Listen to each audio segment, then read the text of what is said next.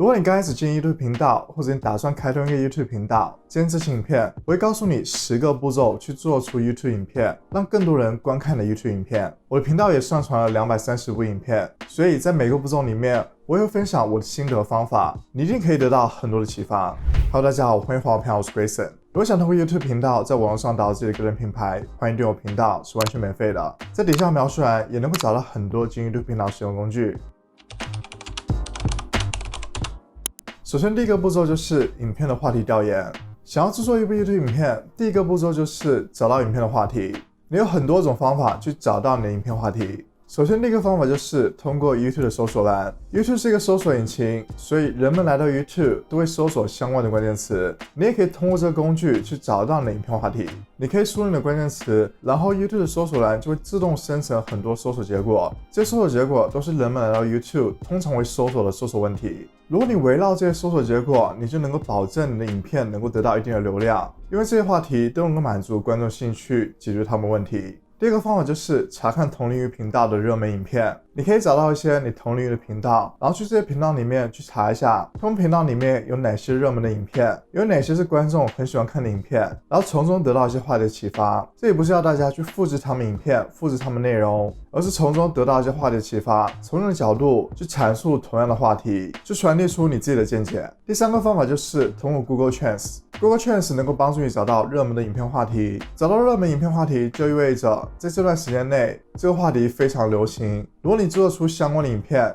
你就能够快速得到很多流量。同时，你也可以查看这个话题在不同时间的热度。例如，有些话题在过去的时候是非常热门的，但是在这个时候就变得不热门了。第二个步骤就是计划你的内容。这一步会根据你影片的形式会有不同。就以我影片为例，我的影片形式就是坐在镜头面前对着镜头说话的这种。我需要准备的就是脚本，还有我的关键点，然后我就可以开始录制。如果你是录制 Vlog， 你就要想想你的影片主题是什么，你应该如何呈现你的 Vlog， 你应该录制哪些镜头。如果你是想要录制更高端的影片，你要去特定的场地，那么就要想想你如何安排你的影片内容，如何录制这些内容。在计划内容的时候，一定要特别重视你的影片开头。你的影片开头能够决定观众是否要继续观看你的影片，还是直接离开你的影片。你的影片开头可以有不同的形式，你可以以说话为主的形式，你可以直接告诉观众你这部影片的主题，观众能够得到什么样的信息，得到什么样的价值。你也可以通过画面的展示，你可以放入一些精彩的画面，去增加观众的好奇心，让他们想要看之后的影片。你的影片开头会很大程度影响你整部影片的表现，所以我建议大家一定要花时间去研究你影片的开头。你影片开头一定要说服观众继续往下看这部影片，而不是说你让观众观看完这部影片，他们就会观看完这部影片。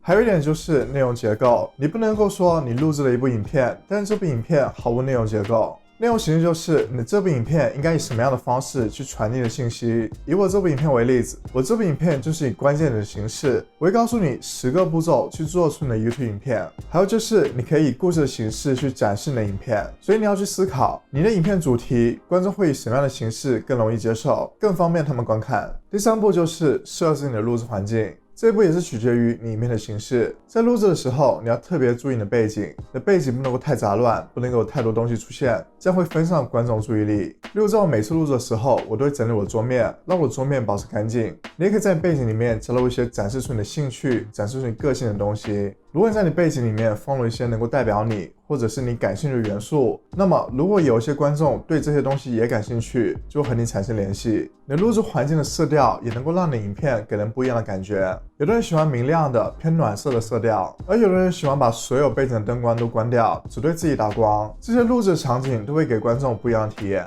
第4个步骤就是录制影片。录制影片的时候，你的声音非常重要。你可以有比较差的画质，但是你不能够让观众听不清你在说什么，这样观众就会很快离开你的影片。你的麦克风的收音一定要好，不能够收取很多杂音，这样观众会听得很难受。周围的环境最好不要有噪音，例如如果你是在室内录制，可能就会有一些空调噪音，不过这也能够在剪辑软件里面进行一些处理。灯光也很重要，如果你是影片的主体，那么你要保证有足够的灯光打在你身上。如果是以其他的物体为主体，你也要保证有足够的灯光在他们身上。在开始，你可以不需要一些很专业的打光灯，你可以找一天天气好的时候，阳光充足的时候，利用太阳光就能够拍摄。在你录制影片的时候，也要注意你的取景，你要注意你的主要物体在画面的位置。举个例子来说，如果我偏向了左边，偏向了角落，这样就会让观众觉得很奇怪，不知道你要想要表达什么。最简单的取景方式就是你可以把主要的物体放到中间，或者是偏左偏右一点。这里还要提醒大家，在你录制影片的时候，特别是在你刚开始录制影片的时候，你会发现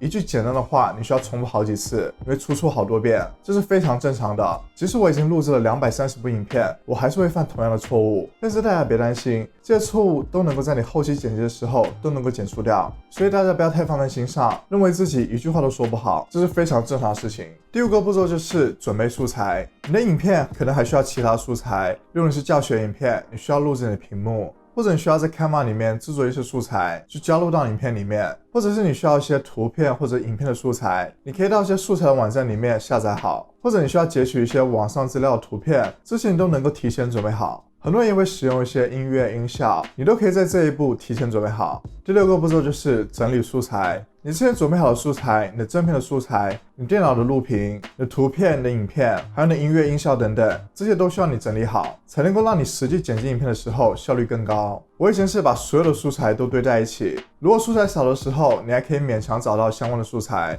如果素材一多，你就会发现你需要花很长的时间才能够找到想要的素材，所以整理的文件是非常必要的。第7个步骤就是剪辑影片。当之前的所有步骤都做好之后，你就来到剪辑影片的阶段。如果是新手，我建议你使用 Filmora 这剪辑软体，因为它的功能非常多，并且非常适合于新手上手。具体可以去参考一下我的这部影片。在你剪辑影片的时候，你需要剪去一些错误的片段，还需要剪去一些停顿，还有句子之间的填充词等等。因为你要保证你整部影片都非常直接的，没有任何的拖沓。你要去掉一些对于观众而言没有用的部分，例如那长达10秒钟的影片片头动画，这段动画对于观众而言是没有任何价值的，反而是在浪费他们的时间。或者你发现在录制影片的时候，对于一个话题反复强调相同的内容，你也可以把这些去掉，这些都会严重的影响你影片的续看率。第8个步骤就是上传影片。在你把影片剪辑好之后，你就可以上传你的影片。你需要加入你的标题、描述栏还有标签，同时你要插入一些卡片还有片尾画面，去增加你的观看时长。你的片尾画面需要推荐一些影片适合这部影片相关的话题，因为能够看到影片结尾的观众是非常少的。如果观众能够看到影片的结尾，就证明观众对这部影片的话题感兴趣。如果你在影片的结尾也同样推荐相关的话题，那么很大程度上也能够满足观众兴趣，观众很有可能会点击观看这部影片。在你上传影片的时候，你要确保你影片是不公开的，这样你就能够检查你的影片，同时也能够安排影片发布的时间。你需要让你影片发布在观众最活跃的时间，增加你的流量。第9个步骤就是优化影片。你需要对你的影片进行一系列的优化，才能够让观众更好的发现你的影片。在你写标题的时候，一定要记住把最重要的信息放到标题的前面，因为 YouTube 会砍掉标题的一部分，特别是手机端。所以你要确保观众在不同设备里面看你影片标题都能够知道你的影片主要内容是什么。还有就是添加自定义缩图。在你制作缩图的时候，你要假设观众来到 YouTube， 当他们在首页上看到你影片的时候，你的缩图的标题是否能够抓住他们注意力。YouTube 的推荐算法和 YouTube 的搜索算法是有区别的。对于 YouTube 的搜索算法，观众都是带有目的去搜索相关的问题的，所以只要你的影片能够出现在搜索结果前列，那么很有可能观众会想要点击观看。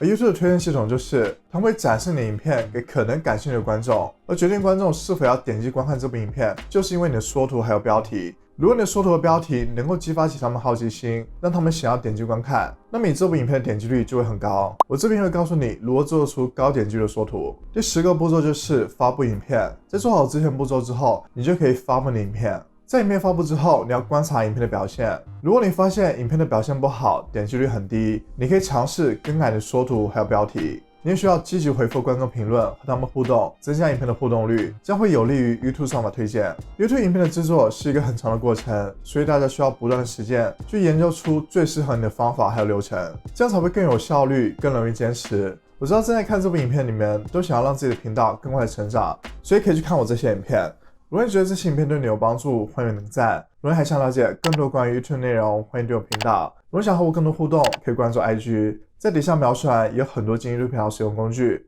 那么下期再见，拜拜。